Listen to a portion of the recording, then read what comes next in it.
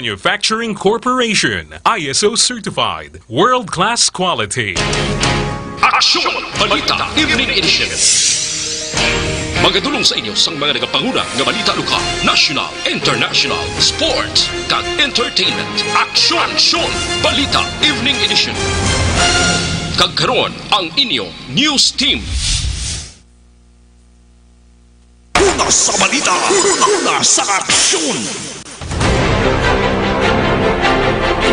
Mayong gabi syudad sa Bacolod, Western Visayas, kag bugos nga Pilipinas. Welcome na sa pagpangalagad sa Aksyon Balita Evening Edition. Karon nga daw Lunes, Marso 9, 2020. Makita live sa official Facebook page sa Aksyon Radyo Bacolod. Bisita man sa aming YouTube channel ang Aksyon Radyo Bacolod. Kag mabatian pagi sa www.aksyonradyobacolod.com.ph. Kaming inyo mga tagbalita. Aksyon and Defensor. Kag Aksyon Dale Salazar para sa mga headlines sa mga balita lokal. Bacolod gintugutan na nga makadungka mga vessel gikan China, Hong Kong kag Macau sa Bredco Port. Mga personal sa NOCPO ginpaidalom sa random drug test.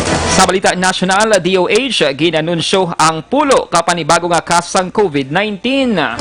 Voter registration gin-suspend sa COMELEC. Kag sa balita international, pagdipon-tipon sa masobra 1,000 ka tawo ginadumili na sa France. Sa sports balita, palarong pambansa 2020 gin-postpone bangon sa pamahong sang COVID-19. Kag sa atong balita entertainment, netizen ginpanugyan kay Mateo Garachali nga hindi na pagpatunan si Mami Divine para likaw sa karma. Detalye sang mga balita lokal pagkatapos gid lamang sini.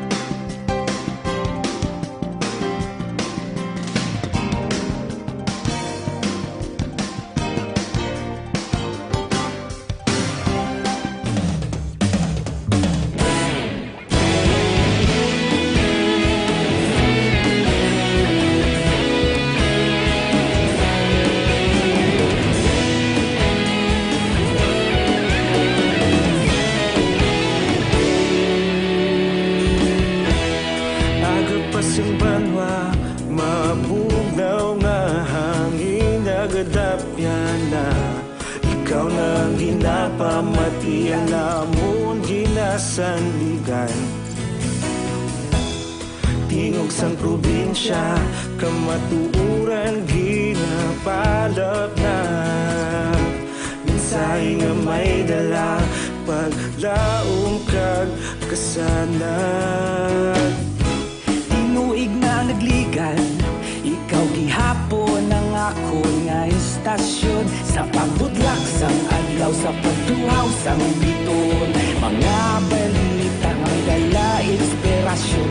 Aksyon radyo, Bacolod man sa gihapon, padayon Aksyon Radio.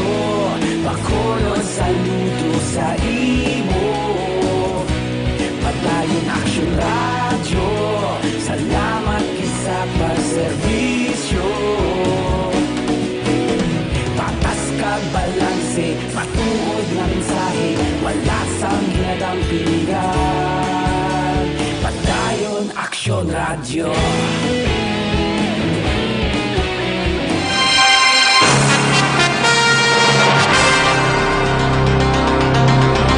Lasay sa 9 Aksyon na Radio Philippine Standard Time. Kagaron sa Itali na sang mga balita lokal. Gintugutan sang syudad sa Bacolod nga mag-unload sang fertilizer sa Bradco Port ang Unicorn Bravo nga cargo vessel nga may travel history sa Xiamen, China. Ini matapos nga nag-issue si Bacolod Mayor Evelio Lunaldia sang Executive Order No. 12 nga nagatugot sa naman nga barko gikan sa China, Hong Kong kag Macau nga magdungka sa mga puerto sa Bacolod, pero dapat istrikto nga ipatuman ang mga protocol gin issue sang DOH. Ang EO No. 12 ang nagamodify sang EO No. 11 nga una ginpapanaog sang alkalde angot sa pagban sa mga barko gikan sa China, Macau kag Hong Kong. Ginpatahag ni Leonardia sa press conference subong hapon nag-issue ini sang EO No. 12 matapos formal nga nagpadala sang sulat si DILG Secretary Eduardo Anyo nga nagadayaw sa tikang ginobra sang syudad kontra COVID-19, pero dapat sundon ang mga protocol kag guidelines sa ginpapanaog sang DOH. Nasaad sa EO nga hindi pwede makapanaog ang mga crew sa barko, magluwas na lamang sa mga otorisado nga personel pareho sang harbor pilot, cargo handlers, crane operators kag stevedores, pero dapat mayroon sang quarantine clearance.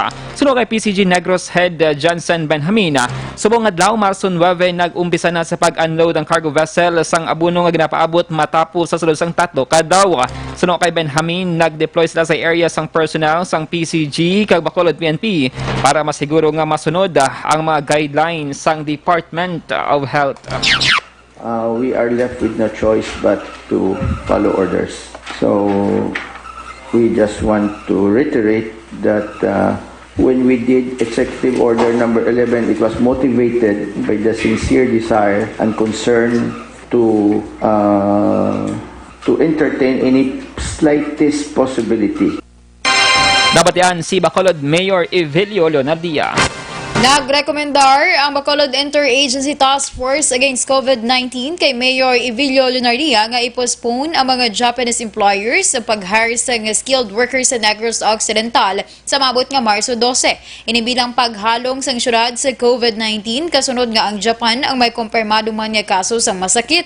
Sunod kay Vice Mayor Alcide Familiaran, ang chairman sang task force, anom ka resolusyon ang ginaprubahan sang task force sa meeting sang Marso 9 kag isa diri amo ang pangabay nga i-postpone ang recruitment. Sunod kay Familiaran, 87 ka mga employers nagikan sa Japan ang mag-abot sa Bacolod sa Marso 12 para magkuha sang 500 ka mga skilled workers sa probinsya. Dakip sa padulungan sa mga Japanese ang banwa sang Morsha kag Bacolod.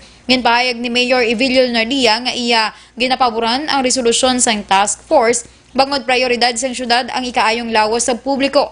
Ginpatag ni Lunardia wala sang kontrol ang Bacolod sa mga Japanese nga mag-aabot sa Bacolod sila International Airport kag wala man sang kontrol sa pagkadto nila sa banwa sang Morsha.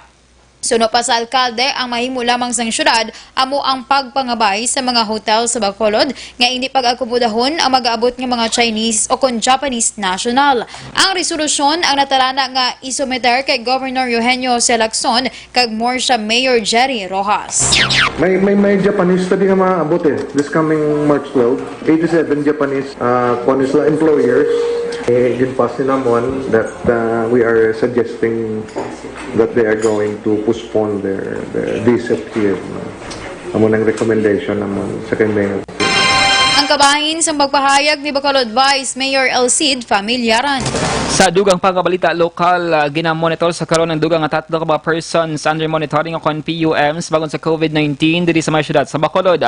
Sa press conference, ginpahayag ni Dr. Grace Tan, ang spokesperson sa Bacolod Interagency Task Force Against COVID-19, ang 3 nga bago nga PUM sa may travel history sa may China kag Hong Kong kag nagtransit sa Macau. Bagon sini nagdangat na sa 23 ang PUM sa Bacolod nga adlaw-adlaw nga ginamonitor monitor sa otoridad. Suno kaitan ginakabig nga PUM kag hindi patients under investigation kon PUI ang bago nga mga PUM sa bangod wala man sa nakitaan sa ilang sintomas sang COVID-19. Ginpathag nitan nga pagatagan sa Bacolod City Health Office ang certification ng mga PUM sa tion nga matapos na ang 14-day home quarantine. Pangabayon ni Vice Governor Jeffrey Ferrer, si Governor Eugenio Jose Lacson nga ipaiway ang panaan sa Negros 2020 bangod sa coronavirus disease kung COVID-19. Apang sunog kay Ferrer, nakadepende ini kay Lacson kag importante nakahatag siya sang suhestyon. Mismo ang Vice Gobernador na alarma sa pagsaka sang numero sa mga nagpositibo sa COVID-19 sa Luzon, sinigid lamang. Dugang pa ni Ferrer, hindi masiguro ang estado sa hikayong lawas sa mga magapadulong sa Panad Festival site kag kundi sila halin. Nagahingi man si Ferrer sa mga alkalde sa mga local government units sa probinsya nga ipaiway ang mga kahiwatan sa ila kung kinahanglan. Sa nabaluan, naglambot na sa 20 ang nagpositibo sa COVID-19 sa Pilipinas. Sa iban nga balita lokal, ginpaydalom sa random drug test ang 182 ka mga personal sa Negros Occidental Police Provincial Office kinasang aga Marso 9. Suloy Public Information Officer Major Edison Garcia, ininang kaduwa nga random drug test nga ilagin na patigayon subong nga tuig bangod tuyo nga siguraduhon nga 100% sa ilang persang wala nagagamit sa illegal nga droga. Sulo kay Garcia, una na ginpaydalom sa drug test. Sa tuong Enero ang 86 ka mga personal kag tanan ang nagnegatibo ang resulta. Palayag pa ni Garcia ang pagpatigayon sang kaangay nga test. Ang kabahin man sang direktiba ni PNP Chief General Archie Gamboa nga kabahin sang internal cleansing. Posible subong nga simana gilayon man nga makagwa ang resulta sang drug test sa kapulisan. Nagpadulong sa opisina ng Department of Agrarian Reform ang masobra 500 ka mga miyembro ng Task Force Mapalad agud mangayo sang sabat sa reklamo sa mga agrarian reform beneficiaries nga wala nakatalauma sang duta nga gin-award sa ila sang gobyerno.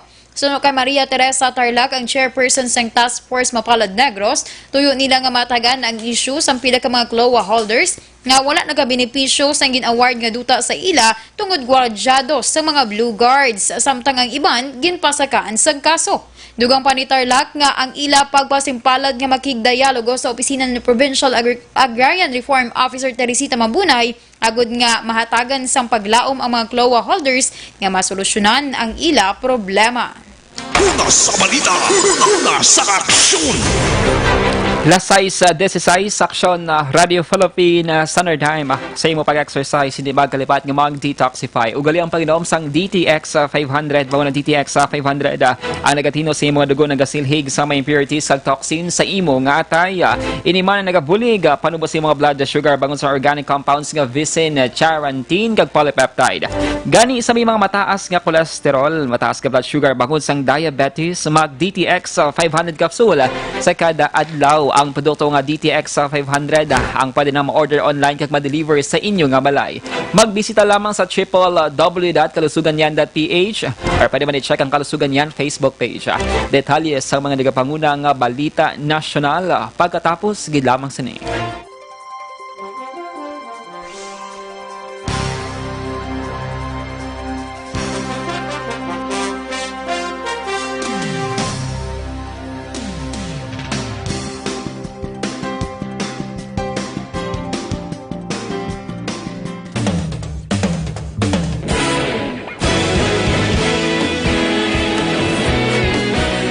Naghakot sang pagpasidungog ang mga katapo programa kag drama sang DYEZ Aksyon Radyo Bacolod sa Tingog kag Handurawan Awards 2020 sang KBP Negros Occidental Chapter. Ladies and gentlemen, our icon of radio in Negros Occidental this year goes to Eduardo de la Fuente.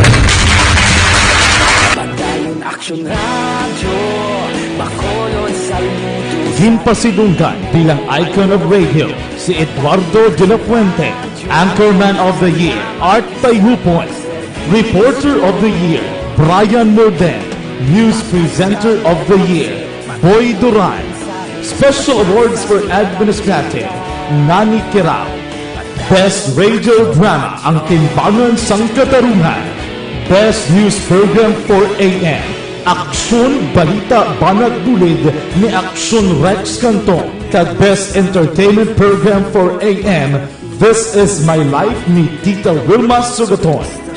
Nag-amugit ni salamat mga ka-aksyon sa inyo palagi na pagpamati. Una sa balita, una sa aksyon. Una sa balita, una sa aksyon. Una sa balita, una sa aksyon. Una sa balita, una sa aksyon. Una sa balita, una sa aksyon. Una sa balita, una sa aksyon. Una sa balita, una sa aksyon. Una sa balita, una sa aksyon. Una sa balita, una sa aksyon. Una sa balita, una sa aksyon. Sa Bacolod. Aksyon Radio.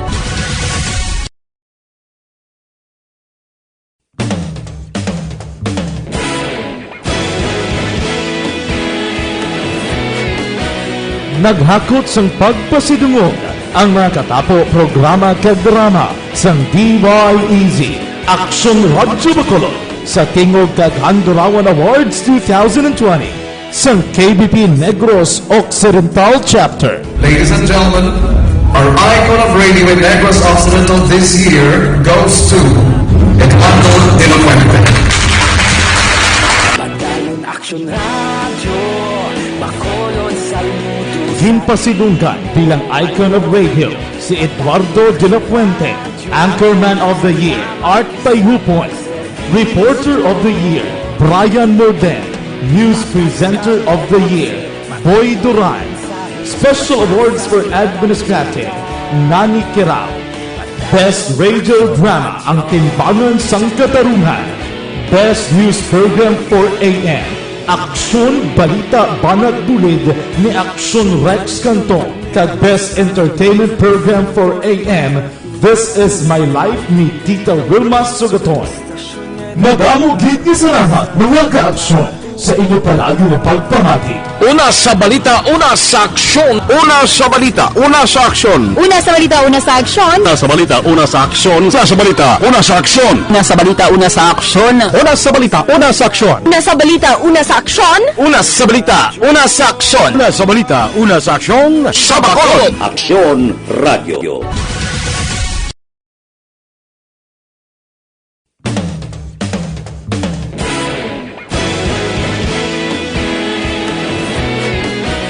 Naghakot sang pagpasidungog ang mga katapo programa kag drama sang DYEZ Aksyon Radyo Bacolod sa Tingog kag Handurawan Awards 2000.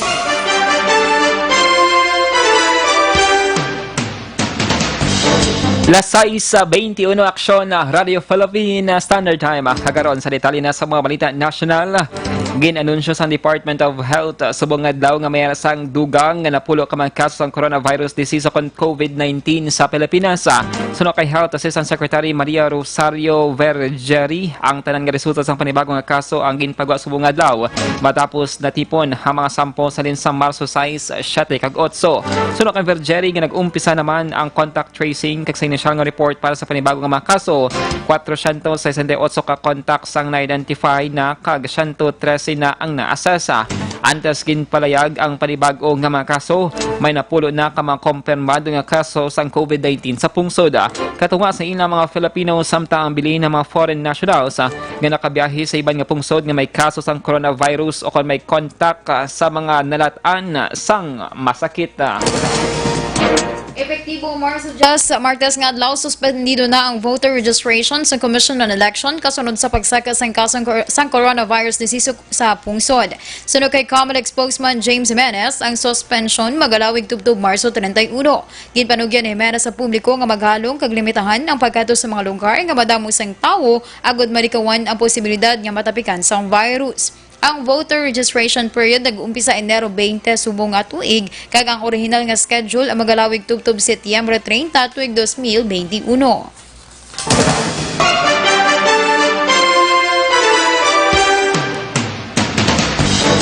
Sa dugang pangabalita national, may improvement na sa kondisyon sa duha ka mga police generals ng kaupo niya sakay sa nag-crash ng helicopter sa San Pedro, Laguna. Sa kay PNP Chief General Archie Francisco Gamboa, Nagapabilin sa hospital kag ginpaidalom sa close monitoring sa PNP Director for Intelligence Police Major General Mariel Magaway kag Director for Controllership Police Major General Jose Maria Ramos.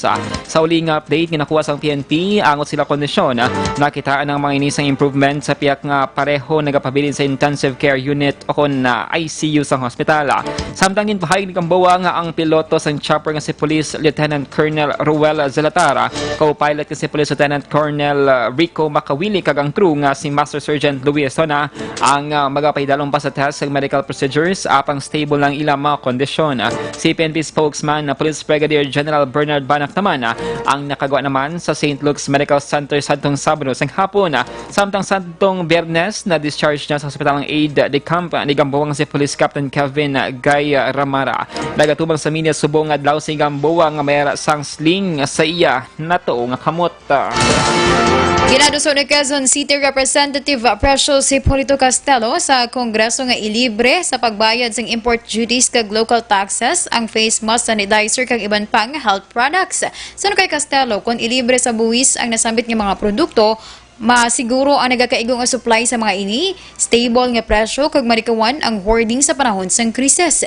Dugang pa ni Castelo nga kinahanglan nga may madamo sang health products sa merkado para mapunggan ang pagpamintahas ng pila ka mga negosyante kag magbarato ang presyo sang produkto. Sa piyak nga nakita ni Castelo nga makapanubo sa ginaganar sang gobyerno ang pag-exempt sa buwis sa health products apang ginpahayag sang mamalida nga kabaylo naman sini amo ang kaluwasan sang publiko.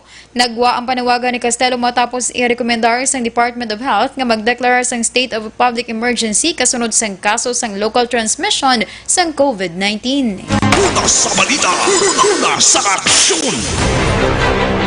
Lasay sa 25 aksyon na Radio Philippine Standard Time. Detalye sa mga balita international, sports kag entertainment. Pagkatapos, gid lamang sini.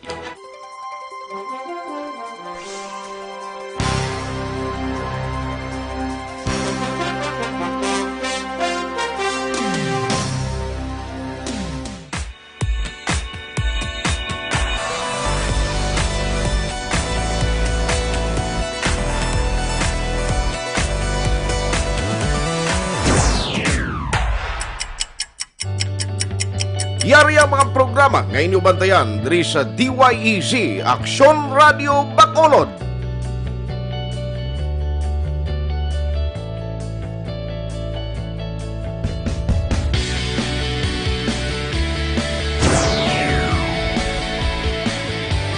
Action Reports, first portion.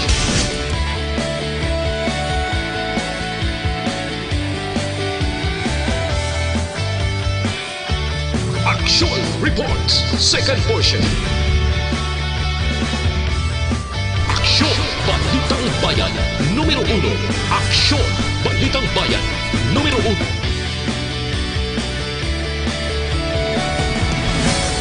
Aksyon Balita Morning Edition.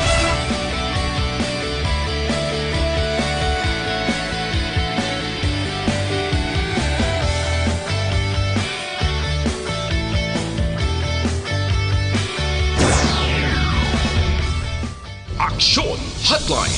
Aksyon Hotline.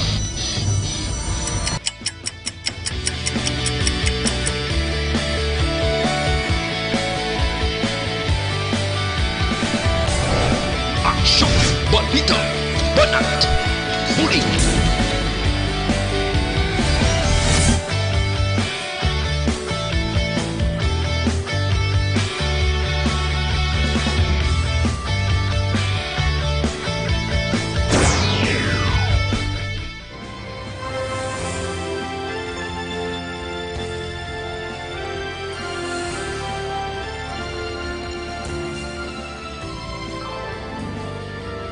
Aksyon Reports Afternoon Edition. Aksyon Reports Afternoon Edition.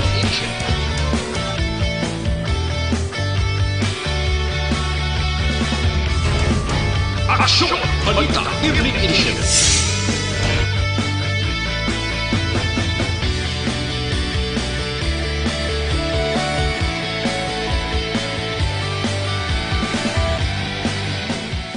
Aksyon Firing Line. Aksyon Firing Line.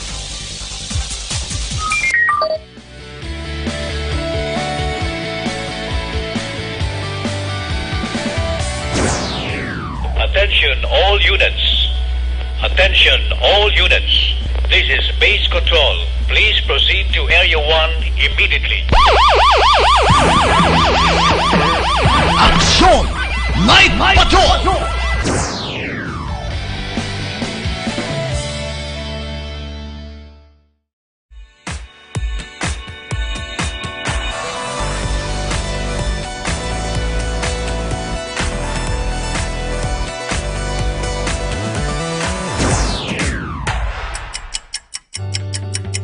Yari ang mga programa nga inyo bantayan diri sa DYEZ Aksyon Radio Bacolod.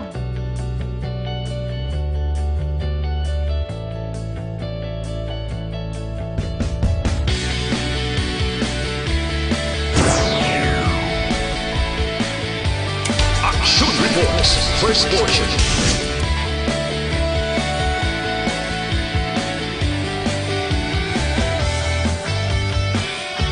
Action Reports, second portion. Aksyon Balitang Bayan, numero 1. Aksyon Balitang Bayan, numero 1.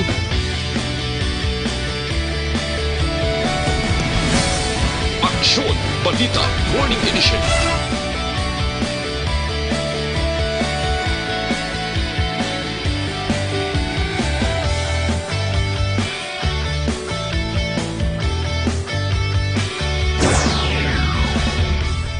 Aksyon Hotline. Aksyon Hotline.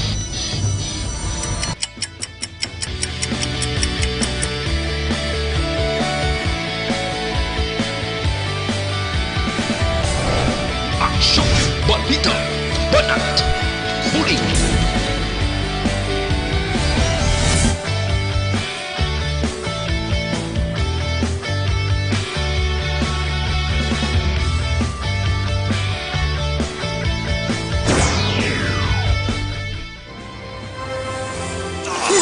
Sa aksyon! Kag sa atong balita international, istrikto na nga ginadumili ang pagtipon-tipon nga tambungan sa masobra 1,000 ka tawo sa France bilang kabahin sa precautionary measures nga ginapatuman sa pungsod batok sa COVID-19. Suno kay Health Minister Olivier Véran, ang tigang kasunod sa record nga 19 nga patay tungod sa COVID-19. Dugang pa ni Véran, magpagwa sa listahan ang Health Ministry Office sa mga pahanugutan nga events, partikular ang mga magkabig nga useful to national life. Kalakip sa mga naapektuhan sa bagong ngawando amo ang mga sporting event kaangay sang Six Nations Rugby Showdown sa tunga sang Scotland kag France. Una sa balita, una sa aksyon! Sa sports, sa balita, gin-postpone man ang palarong pambansa 2020 nga kuntani pati gayunon sa mamut nga Mayo 1-9 sa may syudad sang Marikina bangod man sa pamahog sang COVID-19. Ining ginhimo nga anunsyo sang Marikina Public Information Office subong nga adlaw Lunes. Suno kay Mayor Marcelino Chodoro, ilagin suspend o kung gin-postpone ang kompetisyon para masiguro ang safety sa mga atleta kag sang ilang mga pamilya. Ini kuntani ang unang ation nga mag-host ang Marikina sang palarong pambansa. Pila ka mga sports events sa Pilipinas, iban nga pungsod ang naapektuhan man bawon sa COVID-19. Una na ginanunsyo sang DepEd nga ilang man ginapaiway ang pagpatigayon sang regional kag national sport events bagod man sang pamahog sang COVID-19. Una sa balita, una sa aksyon! Kag sa aton balita entertainment, madawang ginkilig sa mga ganap sa mag-asawa nga Mateo Guidocelli kag Stara Geronimo. Madaw man ang nalipay sa mag-greet si Mateo sa wala siniginhingadlan nga persona sang happy birthday dala ang payag nga ang iya asawa nagapalamot man sang happy birthday. Madamo ang nagdayaw sa mag-asawa partikular na sa ilang mga inagihan apang isa ka netizen ang nag-comment angot sa issue sang mag-asawa sa iloy ni Sarah nga si Mami Divine. Ginpahayag sini nga hindi na lamang pagpatulan ni Mateo ang iloy ni Sarah agud hindi na magka-issue kag magpangamuyo na lamang para sa kalinungan sang tanan. Una sa balita, una sa aksyon! Plus 6:32 sa Aksyon na Radio Philippine Standard Time. Inyo nabatian ang kabugusan nga mga balita sa Aksyon Balita Evening Edition. Ang karon nga daw Lunes, Marso 9, 2020. Saluwat kaming inyo mga tagbalita. Aksyon ang Defensor. Kag Aksyon Day la Salazar. Una sa balita, una sa Aksyon sa Bacolod Aksyon Radio.